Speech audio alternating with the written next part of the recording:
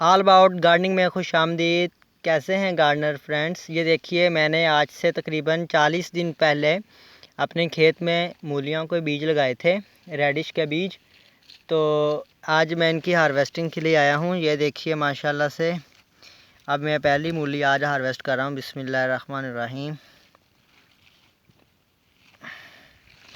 ये देखिए माशाल्लाह से कितनी सेहतमंद मूली है। अभी कुछ तैयार हो गई हैं और कुछ अभी छोटी हैं।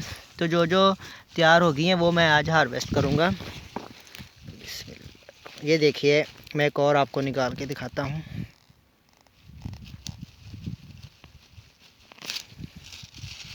ये लें, ये देखिए।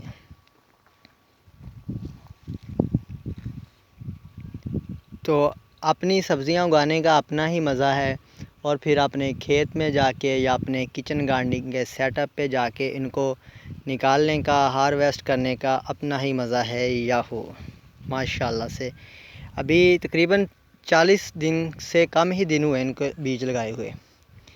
तो अभी ये और तैयार हो जाएंगी इंशाल्लाह, फिर मैं हार्वेस्ट करूँगा। तो ये थी मेरी आज मूलियों की हार्वेस्ट। और ये माशाल्लाह से मैंने मोंगरे लगा रखे हैं, ये उनके फूल आ रहे हैं। ये सारे मैंने मोंगरे लगा रखे हैं यहाँ तक। Thank you.